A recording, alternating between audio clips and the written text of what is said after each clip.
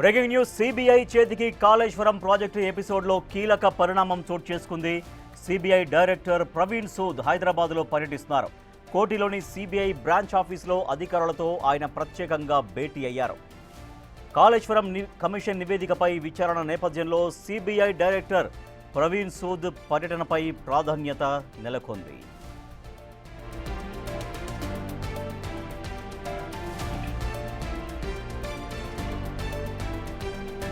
Kaleshwaram project case ఇప్పుడు కేంద్ర ప్రభుత్వ పరిధిలోకి వెళ్ళింది. రాష్ట్రంలో రాజకీయంగా తీవ్ర చర్చకు దారితీసిన ఈ కేసును రాష్ట్ర ప్రభుత్వం సిబిఐకి అప్పగిస్తూ నిర్ణయం తీసుకుంది. ఇందుకు సంబంధించిన నోటిఫికేషన్ను రాష్ట్ర హోంశాఖ ప్రత్యేక ప్రధాన కార్యదర్శి రవి గుప్తా ఈ నెల 1న సిబిఐ డైరెక్టర్కు కేంద్ర హోంశాఖకు పంపించారు.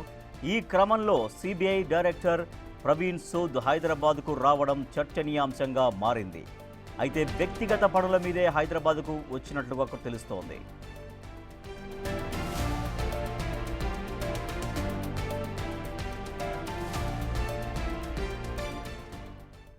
మా ప్రతినిధి సురేష్ మరింత సమాచారం అందిస్తారు. సురేష్, సిబిఐ డైరెక్టర్ హైదరాబాద్కు వచ్చారు.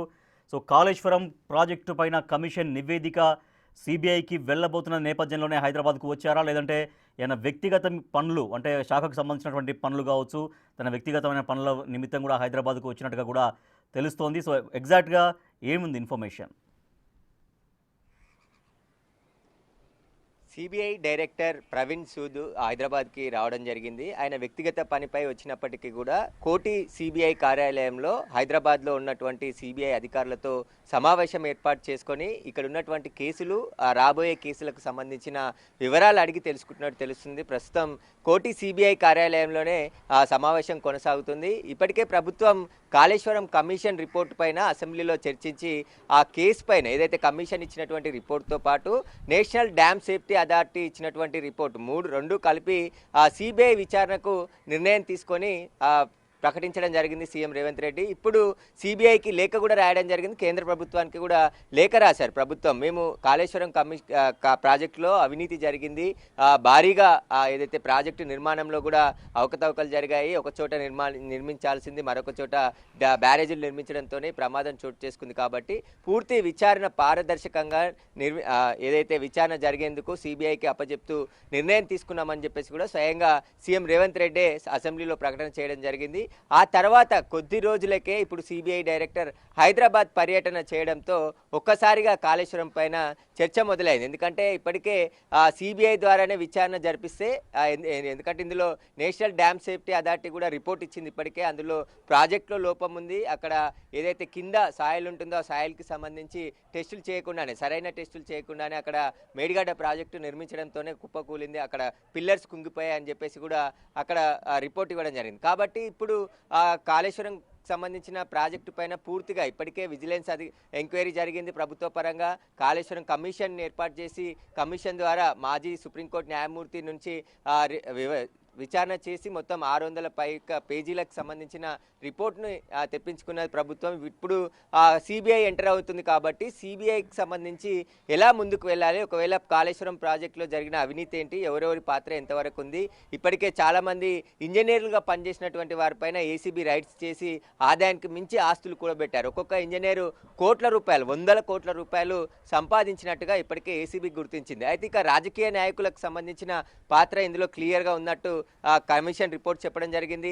అప్పటి సీఎం కేసీఆర్ చెప్తేనే మేము అన్ని చేశామని చెప్పేసి కూడా స్వయంగా కమిషన్ ముందు అనేక మంది అధికారులు, మాజీ ఐఏఎస్లు కూడా చెప్పడం జరిగింది. కాబట్టి ఇప్పుడు కాళేశ్వరం కమిషన్ పైన విచారణ, కాళేశ్వరం కమిషన్ నివేదిక పైన దాని గురించి అయినా ప్రత్యేకంగా రాకపోయినప్పటికీ కూడా శాఖపరమైనటువంటి పనులు, తర్వాత వ్యక్తిగత పనుల కోసం హైదరాబాద్కు వచ్చినప్పటికీ కూడా సో ఈ రాష్ట్ర ప్రభుత్వమే, తెలంగాణ రాష్ట్ర ప్రభుత్వమే సిబిఐకి అప్పీల్ చేస్తుంది. కాబట్టి ప్రాథమికంగా అసలు కాళేశ్వరం నివేదికకు సంబంధించి ఏమైనా అవుట్పుట్స్ జనరల్గా ఓవరాల్గా అధికారులతో చర్చించే అవకాశం ఉందా? ఖచ్చితంగా, ఎందుకంటే ఇన్పుట్స్ సేకరిస్తారు. ముందు ప్రభుత్వం, గతంలో ఉన్న ప్రభుత్వము సిబిఐ రాకుండా ప్రత్యేక జీవో తీసుకొచ్చి ఇక్కడ సిబిఐ కేసులు విచారించొద్దని చెప్పేసి కూడా కేసీఆర్ అప్పుడు ముఖ్యమంత్రి ఉన్న సమయంలో నిర్ణయం తీసుకున్నారు. కాబట్టి దాన్ని ఎత్తివేస్తూ ఇప్పుడు ప్రభుత్వం నిర్ణయం తీసుకోవడం జరిగింది. ఖచ్చితంగా సిబిఐని ఆహ్వానించి ఇక్కడ కాళేశ్వరం ప్రాజెక్టులో జరిగిన అవినీతి కావచ్చు, ప్రాజెక్టు నిర్మాణంలో కాంట్రాక్టర్లకు సంబంధించిన నిర్లక్ష్యము, మొత్తం ఓవరాల్గా కాళేశ్వరం ప్రాజెక్టుకు సంబంధించిన పెట్టిన నిధులు, జరిగిన అవినీతి, ప్రాజెక్టు నిర్మాణ లోపాలు, వీటన్నిటిపైన కూడా విచారణ జరిపేందుకు ప్రభుత్వం సిబిఐని కోరింది. కాబట్టి ఇప్పుడు సిబిఐ విచారణ జరగబోతుంది. కాబట్టి మొదట సిబిఐ కేసుకు సంబంధించిన రిపోర్ట్స్ అన్నీ కూడా, అంటే ఇప్పటి వరకు విజిలెన్స్ రిపోర్ట్ కావచ్చు, కాళేశ్వరం ప్రాజెక్టు రిపోర్టు, అదేవిధంగా నేషనల్ డ్యామ్ సేఫ్టీ అథారిటీకి సంబంధించిన రిపోర్ట్, ఈ మూడు కూడా సిబిఐకి అందజేస్తారు. అదనంగా ప్రభుత్వం దగ్గర ఉన్నటువంటి సమాచారాన్ని కూడా వారికి అందిస్తారు. ఆ తర్వాత సిబిఐ కేసు నమోదు చేసి చాలా మందిని విచారించే అవకాశం ఉంది. విచారించిన తర్వాత తప్పులు తేలితే ఖచ్చితంగా అరెస్టులు కూడా చేసే అవకాశం ఉంది. కాబట్టి ఇప్పుడు సిబిఐ ఎంటర్ అయిన తర్వాత ఈరోజు ప్రవీణ్ సూద్ కూడా హైదరాబాద్ పర్యటన సందర్భంగా కోటి సిబిఐ కార్యాలయంలో మీటింగ్ ఏర్పాటు చేశాడంటేనే కాళేశ్వరం కమిషన్కి సంబంధించి ఇచ్చిన రిపోర్టు కావచ్చు, అదేవిధంగా కాళేశ్వరం ప్రాజెక్టు పైన ప్రభుత్వం విచారణకు ఆదేశించింది కాబట్టి, కోరింది కాబట్టి నిర్ణయం తీసుకుంది వారికి అప్పచెప్తూ.